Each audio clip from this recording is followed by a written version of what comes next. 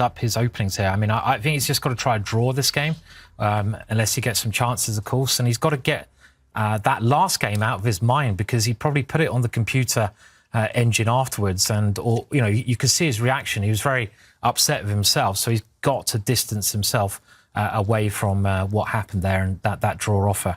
Garry Kasparov, it can get very sharp there, and he has played it. I'm really happy to see this move. It's very exciting, and Magnus playing in the centre, so we could get a mainline King's Indian defence. And I'd always been interested to see what Magnus has against the King's Indian defence here. He's going to have something. We have the main line. This is great to see. I can really exciting. Feel you salivating, Simon. I am. You're excited. Yeah, I am really excited. So I think we have to jump in. Just a quick action replay of what's happened. This is the current position. We left the game around here. Black struck out in the centre, and Magnus was happy after an attack on the Black Queen to simply kind of trade off in the centre. The fighting move here would have been stepping forward, proper King's Indian style, where Black would attack on the King side, White on the Queen side. But Magnus, remember, he's leading in the match, so he takes the safe option. And Queen to C1, really sneaky, lining up on this diagonal, trying to kick back the Black Knight next move. And this is how we got that structure. Pawn to C5, a sacrifice. If the Black Knight takes this pawn, then White is doing pretty well after Knight to D5, hitting this pawn and unleashing an attack against the Black Knight. So instead, C6 and a trade. And now I think everything on the King side, kind of this half of the board, looks pretty balanced, pretty kind of level. It's all about the other flank. And I'm looking at these black pawns, I'm thinking those are ugly. Okay, Magnus first kicks back the Black Knight and then centralizes his rook. If he can somehow maneuver one of these two knights into the beautiful D6 square, long term, Magnus is simply winning. But Hikaru, of course, has 3 or 4 moves to fight against that. He starts by hitting this pawn. You pointed this out, knight d2, knight c4, get that knight onto that d6 square. A plan that has been stopped right now by Magnus's move, knight e8. And f5 is on the board. This is going to get chaotic. I think you might have to just take this black pawn before it continues advancing. But OK, there we go, a trade of pawns. At least now you've held up that kind of pawn push temporarily. White's queen being on the same diagonal as the Black King. A little awkward pin there for Hikaru. And now another pin. Simon, this move, rook to e1. It looks like Magnus has lost a bit of time. He's kind of yo-yoed back and forth with the white rook, but he's lining up. David, your idea after e4, and then you can sacrifice on e4. So there are a lot of these tricks that actually exist in the position. e4, knight e4 suddenly becomes game. Getting out of the way, getting out of dodge, queen f7 looks very healthy. And then he gets into this risk-free endgame, and then just lets Magnus off the hook. End the games too quickly, who don't fight to the bitter end, who don't take kind of principled, active, aggressive decisions. And yeah, Nakamura offering a draw in that last game, kind of showing them, okay, I'm the one trying to win, I'm the one trying to win. You're just playing for a draw at the very best. And okay, we'll see. History is, of course, written by the winners. Hikaru right now looks like he's in a bit of trouble on the board. I love what Magnus has been doing. He's slowly maneuvered. It's taken 2 moves, but he's brought his knight round to the king side, starting to hint at those threats as we highlighted as well.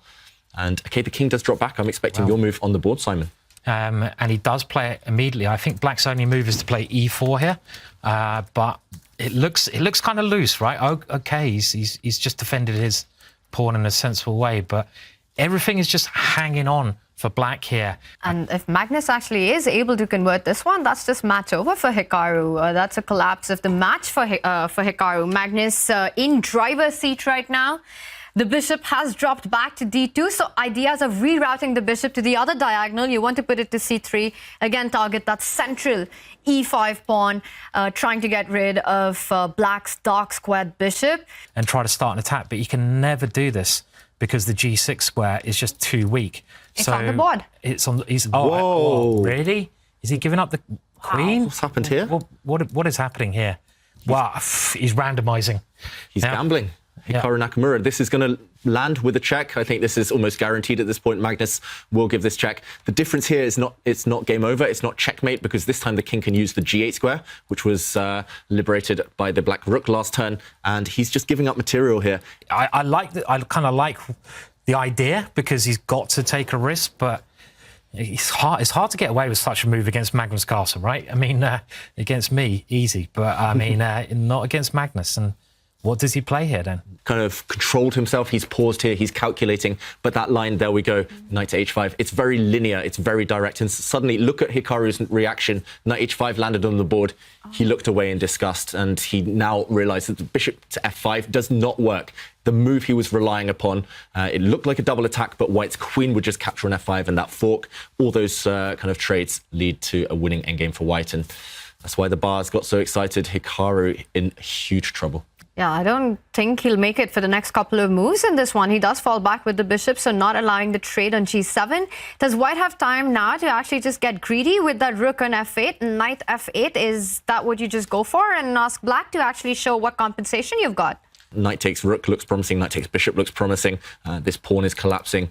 Magnus spoilt for choice, and he does go for the material. He does play g4. Ooh, wow. Because I'm pretty sure he's made of AI, Magnus Carlsen. You said AI, artificial intelligence. It's absolutely insane, is the AI that I think of when you think about Magnus. Flashy move there from Hikaru, but White zooms in with a check.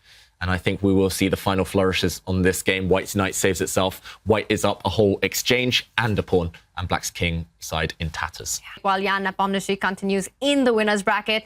Might even be something stronger, but it looks horrendous. And the queen instead. This is also going to be a killer blow. Magnus on his queen moves. Tell me a better love story. Yeah. He loves his queens. Especially in the center of the board. I don't know how they always end up on these amazing squares. White's, well, Magnus's queens in particular. It gives a check. Black's king sidelined. And, okay, under 1 minute, but of course, it's those queens again. She lines up against the Black king. And Hikaru now threatened with a devastating discovered check. The White bishop hoping to jump out the way next move, and what to do, how to defend. I guess White's, yeah, and Hikaru has played it. He's got to get away from that check. And how does White now finish this off? I mean, 3 pieces attacking against an exposed king is normally enough, but it feels like you might need one more. Okay, the knight is now aiming for a better square, and a rook coming to g3 where the knight just came from is also going to be terminal here. So Hikaru doing his best, but he's doing his best in a very bad situation. He didn't do that, and, well, it's creaking now. And I'm expecting your maneuver here. There we go. Magnus plays it instantly. The white rook swings up and across.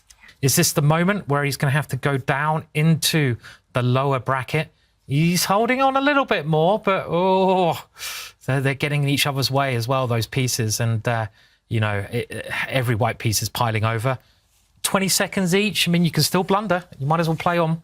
Yeah, we saw some mouse slips. We saw some crazy turnarounds in the Speed Chess Championship final. So never say never. Hikaru doing the right thing and fighting on. Never resign too early.